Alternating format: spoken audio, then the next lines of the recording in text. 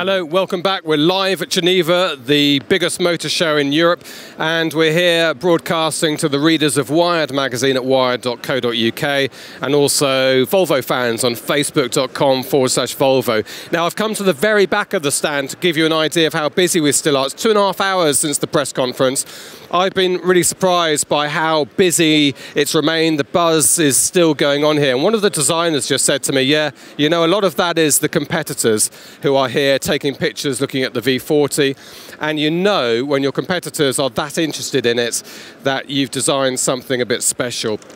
We're going to look in this particular broadcast at the safety aspects of the V40, but I wanted just to draw your attention to the big board, the comments that are still coming in. You can see up there, Facebook and Twitter. So some of the questions: what paint colours will the car come in? Looking sleek and sexy like the V40. Nice comment there from Julian Stadati.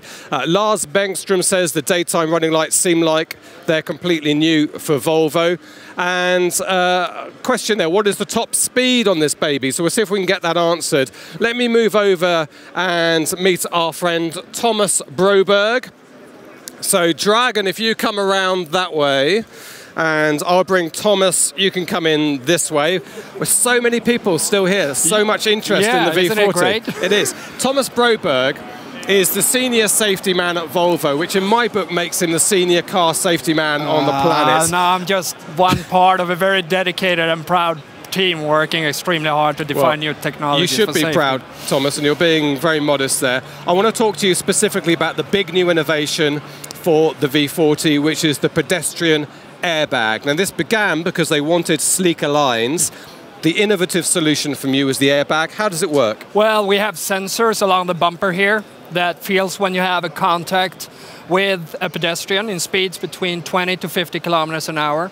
And when the car senses that, it activates an airbag, which is located underneath here. So the airbag's up at the top here. At the top and what happens when it goes off? When it goes off, it actually releases two joints at the hinges. So it lifts the hood approximately 10 centimeters to create some additional space between the hood and the engine bay. And then it also covers the hard components along the wipers and the A-posts. And this is interesting to me because obviously you're the expert in this area, and you were saying it's not so much about the cushioning effect, it's about creating the space for the energy to go. Yes, we're creating space towards hard components, and then we're dissipating the energy of the impact, so to speak, with the pedestrian by deformation of the hood, and also the airbag itself has a cushioning effect. Okay, well, let's have a little wander around, and perhaps, Thomas, you could tell me about one or two of the other safety features. So when you're, perhaps let's take the motorway situation, driving down the motorway, what have you designed in there for us? Well, we have the adaptive cruise control, of course, with forward collision warning and full auto brake for other vehicles. And like in our larger vehicles, we have the pedestrian detection with full auto brake as well. We have also further enhanced, if you remember, all these low-speed situations that you're in the city, typically, we have city safety, very well-renowned technology, which is now actually further improved. So another world first, we increased the speed of city safety up to 50 kilometers an hour. Sensors shoot out in all directions, don't they? So you're reversing out, you're going to get warning. Well, these sensors are looking forward. Okay. For the situations when you're backing out of a parking lot, for instance, we have a cross-traffic alert, which is also new with this vehicle. So we're really taking another step, I would say, in making the car even more intelligent, more IntelliSafe, so to speak. Okay. Thomas, thank you very much indeed for all your work here. You know, Thomas's innovations at work genuinely save lives, and that's, you know, you should be proud of that, because those innovations end up in all the other cars, don't they? Yeah. Eventually. Finally they will. Finally they will. Thomas, thank you very much indeed. Congratulations on that. Here's Lennart on. Now, before we speak to Lennart live, we can't get this big Steadicam rig inside the V40. So Lennart and I yesterday got inside when the photographers weren't around, and Lennart gave me a tour of the very innovative new dashboard.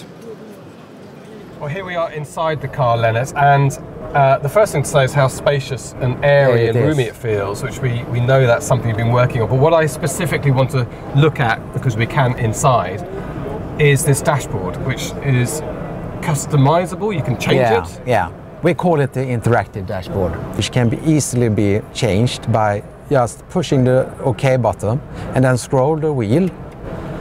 And then themes, choosing themes. Okay. And then there are 3 different themes. And you use the scroll wheel to choose the performance. And the different themes, the elegance is more sophisticated and more calm. And let me just ask you a question. Does that actually change where the information is presented? So for instance, the speedometer moves. Yes, and on the performance then the speedometer moves from the center dial scale and the rev counter is there. Okay. And then speed is in digits. For the race driver. Yeah. Now there's something I wanted you just to tell me about that it may not be easy to demonstrate it now, but if you have it in eco mode, yeah, you're presented almost like a video game of readings. The pointer to the left of the center dial, the pointer is actually measuring how you're driving right now, how fuel efficient you're driving right now. And the diamond is measuring the last minutes. So if you do the intuitive, follow intuitively the pointer. So if the pointer is going up, you're doing good. If it's going down, you're doing bad. So just try to get the pointer up. And if you're really doing good in a couple of minutes, then you will be rewarded by the echo being lit up. Okay, so it's like the ultimate video game. We're driving along trying to get these 2 to match for ultimate ecology.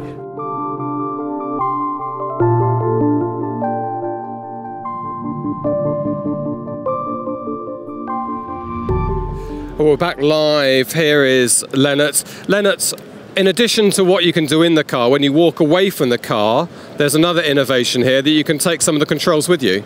Yes. There is a Volvo On Call app, which is actually, you go into the VCC website and collect the app to your smartphone. And for example, there are a lot of things that you can play around with, and that is, for example, where you parked your car. So the map will show you exactly. So you're actually in connection with the car. Yeah. So you know exactly how I run my life. Yeah. I never know where my car is. You can put on the remote heater if it is chilly outside. So before you get there, it's warm. Yes. Okay. You can see if the car is locked or unlocked. And you can see if you need to fill up the fuels. Okay, well Lennart, stay there for a second. I want to bring back Thomas, who's over here. You come in here, Thomas, and the reason is that we're getting the questions coming in thick and fast. Yeah. A lot of excitement and interest about the car. So one for each of you. Thomas, this is from Jonathan in Norwich in Norfolk in the UK, who says that he runs into pheasants and rabbits every now and again. Yeah, I'm sorry about the rabbits and the pheasants. I'm sorry about that, but he's obviously concerned that the airbag's going to go off inadvertently. How do you stop that? Well, the technology, the airbag technology and the sensing has been developed to sense human-like leg forms. So something of a shape and weight of a human leg. And how specific can that be? Would it know the difference between a deer?